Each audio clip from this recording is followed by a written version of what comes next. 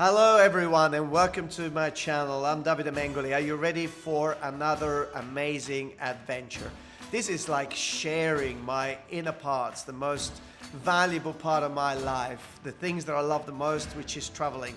Well, I hope you enjoy this video. I'll see you at the end and stay on with the journey.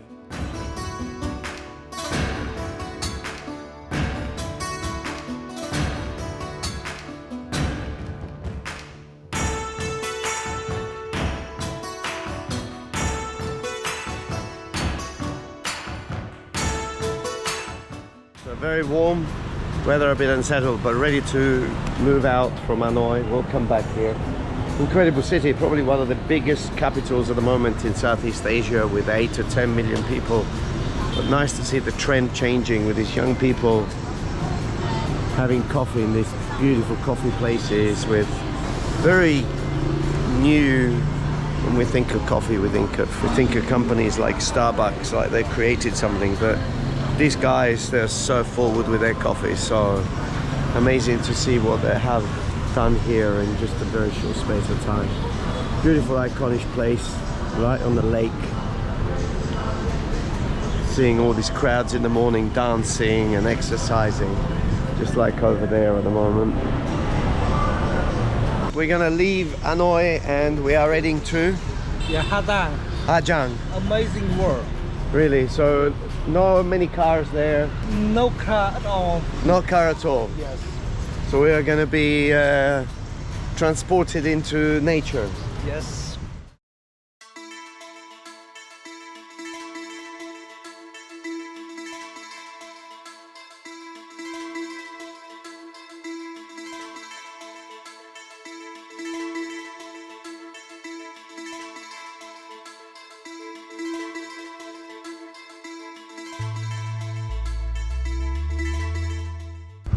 So we're in Hajang, we just got our motorbike. Yes. And we're off onto our adventure. Yes. Always on the motorbike. Always, we love motorbikes. So I don't know where we're going, we're just gonna follow the direction of Dave arranged. But wherever we do, we're always gonna be safe. Yes, of course, always safe. And literally the moment we got on the motorbike, it started to rain. Okay, just for a few minutes. So amazing landscapes you're gonna see, incredible mountains, a mystery village. So make sure you watch the video to the end or the next video, I'm not sure, because from what I can understand and from what I've seen last time I was here in 2017, you're going to be spoiled. So ready for the adventure? Yes. I love your pressure on there. Look, so you normally wear this. Look at my hair. So are you ready for this road journey? Yes, I'm ready. Hey, leave my GoPro alone. Don't worry, I can ride. Oh.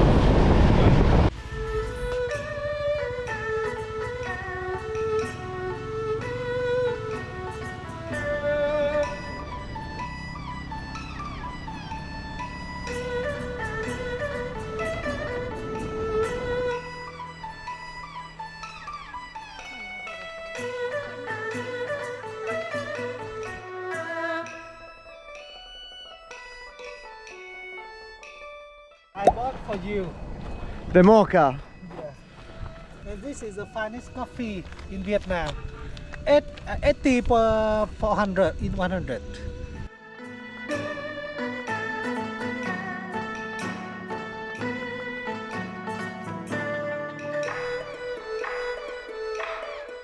On the motorbike, is it stressful? No, absolutely. I like it. David, what a magical place this is. Yeah.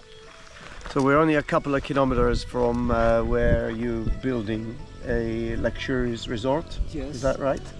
It's around, I think, 25 kilometers more. 25 kilometers more. Okay. Wow. And the backdrop, so we're only about, what, 40, 50 kilometers from the border of China here?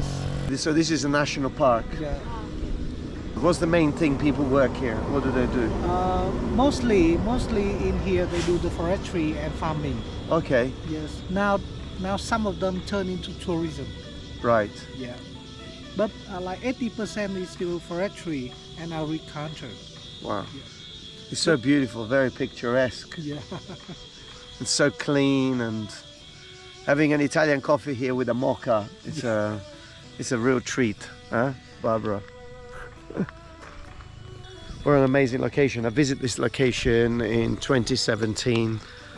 So much has happened since then, but it'll be incredible to see the project that David has been working on. I'm very, very curious because attracting quite a lot of investment, but also I love the idea that it's totally green and the idea of giving back to the local people in the villages and the tribes as well, which is very important. Sometimes tourism tends to obliterate all those beautiful things, where the main thing for David is really to give back to the communities, which is so important. And hey, look at this. I mean, this is magical beyond words.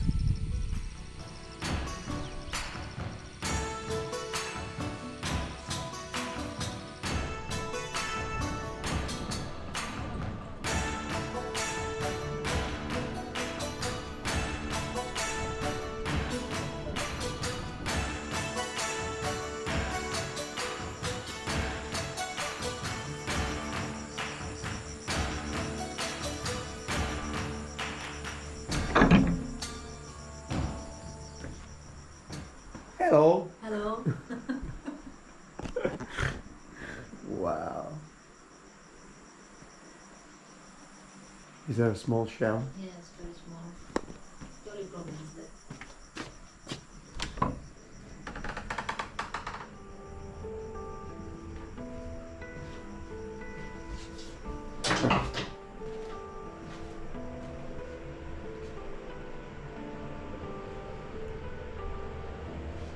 Thank you for watching my videos, but if you haven't become a subscriber yet, press the subscribe button, leave a comment. We always appreciate your comments. Thank you.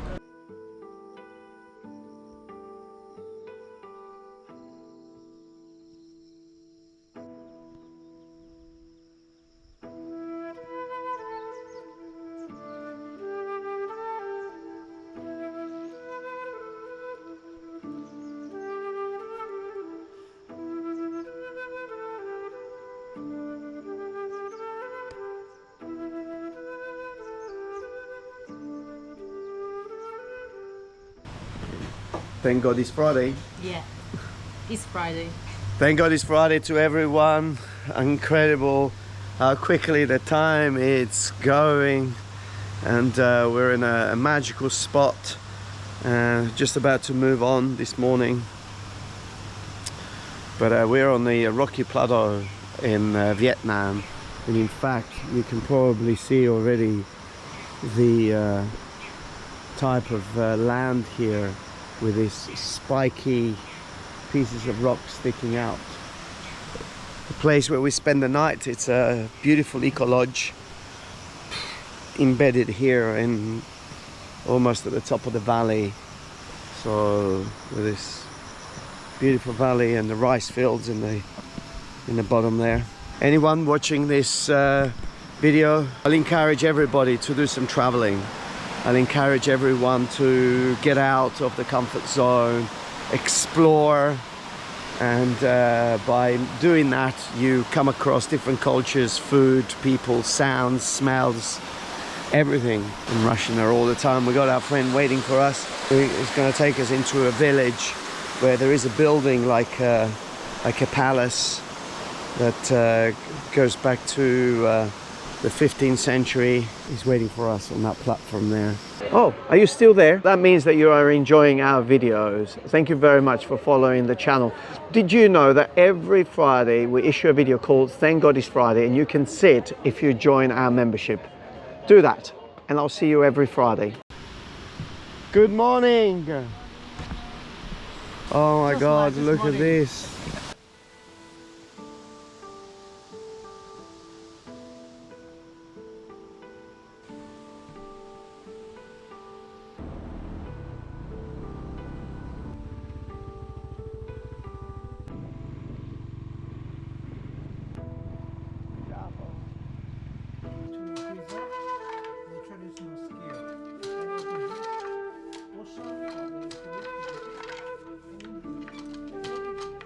That's a can.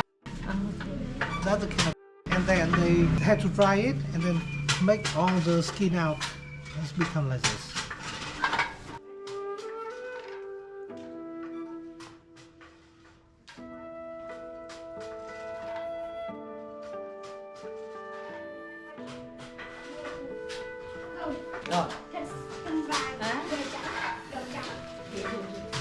Yeah, you can dress like this and walk in Rome. A little bit of shopping, just picking up a few things. Very special way of supporting it, isn't that right? Exactly. They're still using the same techniques of 100 years ago, working the linen. Yes. We spent 3.5 years, just to recover all the textile, all the technique, and even the more difficult part is the dyeing. Right. Make it colorful. Yeah, we had to come to Sapa and come to top of the mountain in here just to find out which one is the suitable for the color. Okay, and what about the patterns? Do they have a meaning? Was a pattern decorated in the house of Hmong people Okay. and Dao people in here.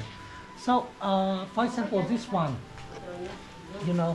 it's decorated flower. And all this here is the opium flowers. Incredible what you're doing with the communities here. It's Thank absolutely amazing.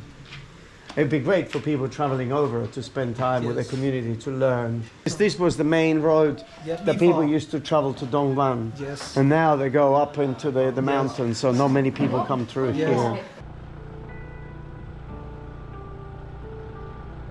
Yes, we're going through the clouds. About 1,000 meters.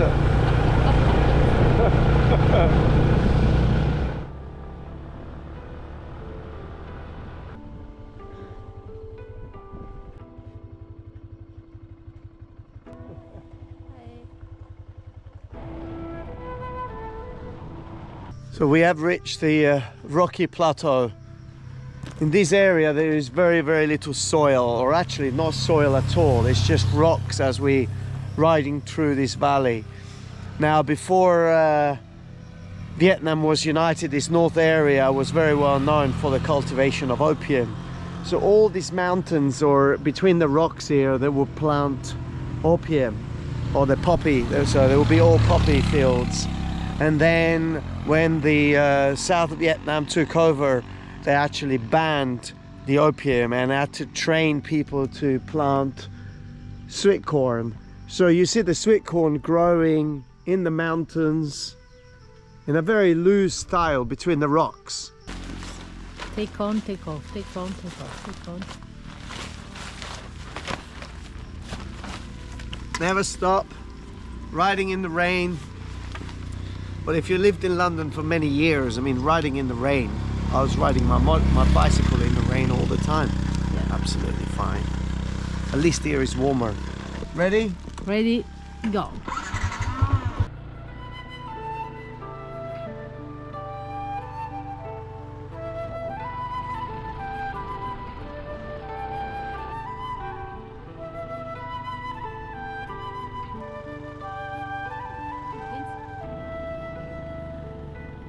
But what's even more amazing is to find like the footpath there, which is Yeah. probably 200 years old. Yes. And the Hmong people, and probably the Hmong King, Yes, exactly. probably walked those footsteps. And the remain of the palace is still on the village. So we're going to see that when we go up there. So we're going to see the remaining part of, so we'll follow this. Yes, well now we're going by motorbike. There's no horses yet. Yes. So this may not look like a palace, but this is actually what remains of the palace of the Hmong King. And in fact, the stone wall around and the entrance that we just came through, and these steps, which are very rare and unique, shows what remains of the palace here. Now, you've got to remember, we're in a top of a mountain and in a very, very remote, we're inside a valley. So the king must have chosen this location because he was extremely safe. He felt protected. You could tell by the size of the rocks and the stones that this building is not like the other houses. 18 families still live in this little village. So we've met the old lady here, but I was looking at the basis of this, what's left of a palace. This is about 400 years old. I think it's like going back in time.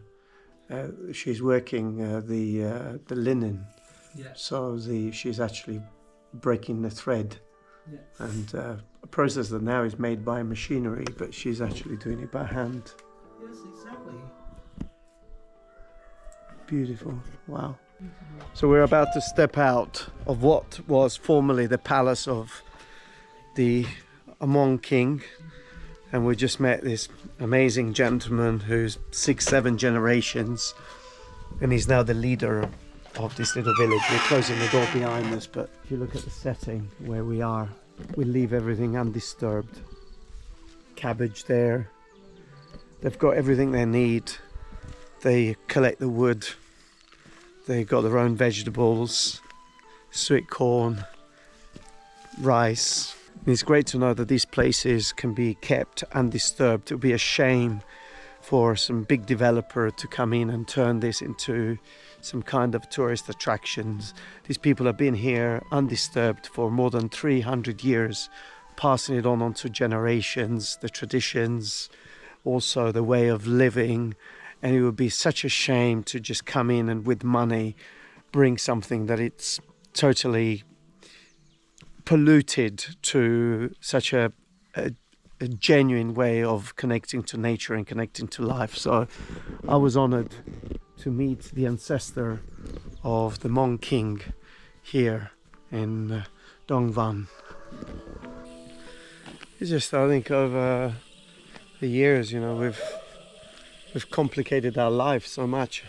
Yeah. And then we see these people living with so little, and the woman was just laughing and smiling. Yes, laughing, smiling. They are happy. They are happy. They are good. Yeah. So, It just shows that happiness doesn't come from no, material things, but it's No, very much an absolutely. internal. absolutely no. Yeah, I think that's what traveling, Yeah. real traveling, True. it's about. Yeah. It's constantly searching inside you. When you think about what happens around the world at the moment, these people don't really know what's happening around the world. I wonder if they have Wi-Fi. You think they have Wi-Fi? I don't think so. Sometimes when people travel, the first thing is like, oh, I don't Where have is the- internet. Oh my God. Come here, come here.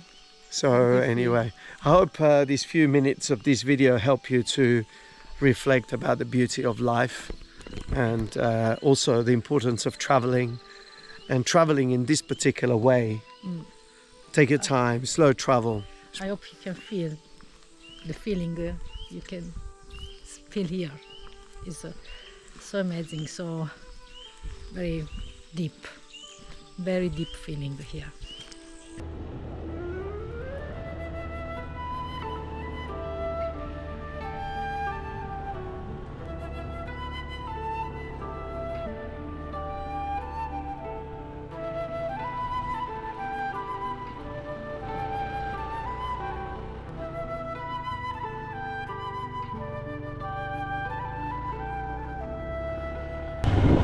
It's going to be okay. No. Hey, I'm you need- scared. I'm scared of this road. Look at this road. Look at this road. It's safe. No, it's not safe. Oh my God. Whoa, The stone, the stone. The stone. Okay. The rolling stone.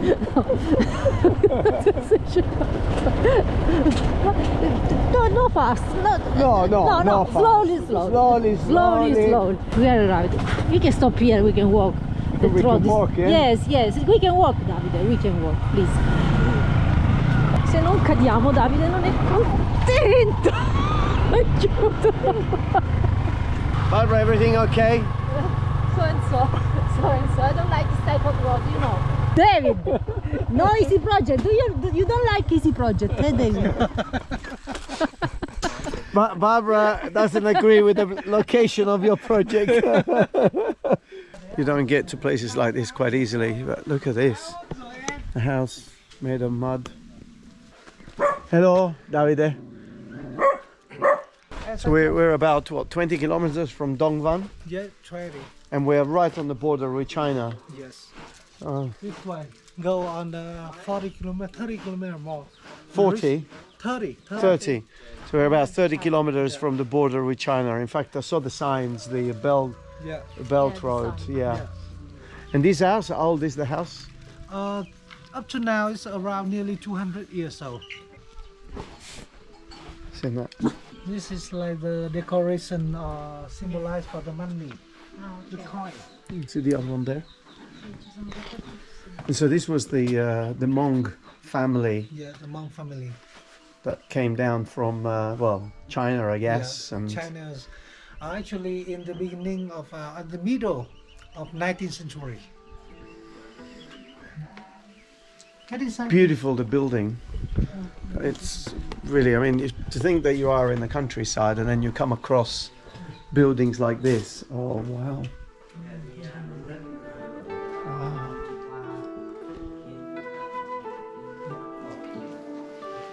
Yeah, actually, this is an interesting thing. In Hmong culture, yeah, every king palace have this. This is like the bathtub, yeah, where we're having shower inside. This one is the biggest one in Hazang right now. This is what I love. Normally, you remember the first house, right? Yes. Yeah, the house that we saw today. It's similar decoration, Yeah. but they don't have this. Yes, They don't have this. They don't have this carving, Yeah, this no. very detailed carving.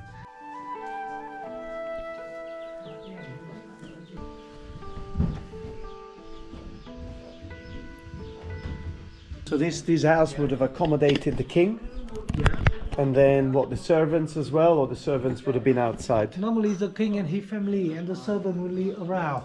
Around. Yes. Around outside or around inside? Around inside. Inside. Yeah. Well, cooking for the king must have been a very important aspect of life. Look at the size of this. All built in stone. Amazing to see how this structure over 200 years ago is only made of wood. Has resisted, you can imagine, incredible amount of storms and rain, and is still here. Yeah, I find it very special that pieces of architecture like this are still surviving. They're in forgotten parts of the country, and this happens in many areas, and it's our responsibility to save it, to do everything we can to preserve it.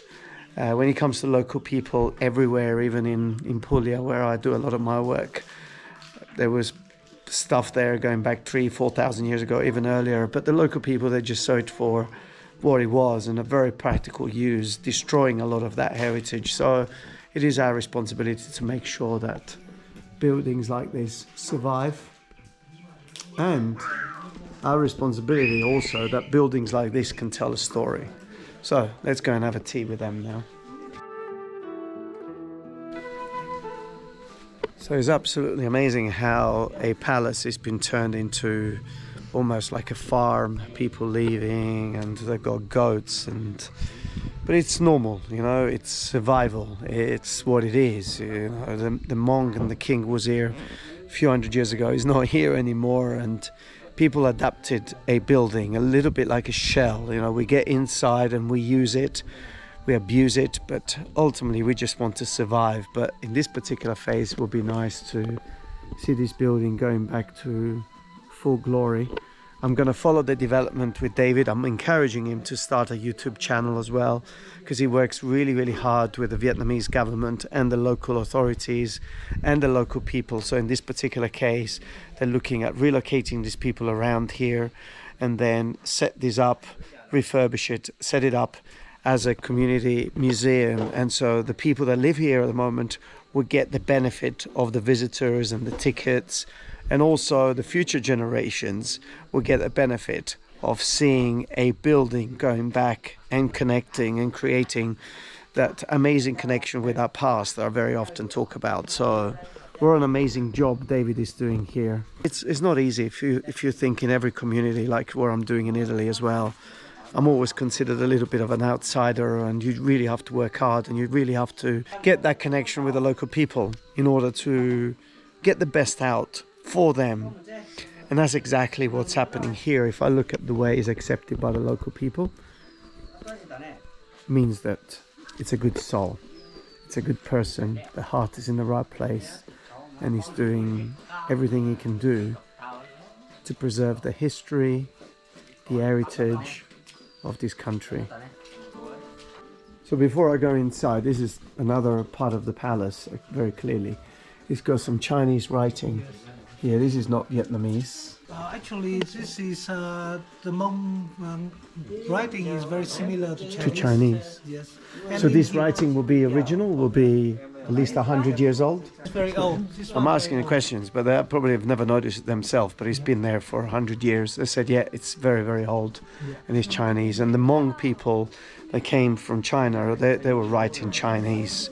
And that's why the language they speak is very different to Vietnamese. Always a barrier at the bottom of these properties or the houses here, and that's to keep the spirits or the bad spirits or the bad energy out of the house. The patina on the walls, it's something that should be preserved. You know, to achieve this patina, it's hundreds of years to achieve that. To achieve this, it takes hundreds of years. So through the restoration, I'm sure David is going to keep all of that, just a gentle clean, and really bring the comfort. Like if it was a king's house, it must have been very comfortable and very clean. So I think it's about bringing the comfort and making it clean again. Yes. And Just clean it, don't make it new. yes, not making new. David, I think you have to try the corn wine. Okay, so Just a little bit. I need to try the corn wine. Be careful. Ooh. It's very strong. Just get out of the... It's delicious. They just cook it. They just cook it 5 minutes ago. I think This brings back 90% memories of of 2017 when I traveled to Vietnam and I went up to the top of a mountain and a village, and the ladies were serving this to all the workers, and I ended up being one of them actually. So, wow, the smell is delicious.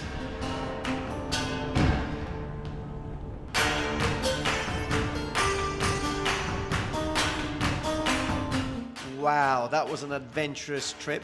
Well, there's more to come. I'll see you on the next one.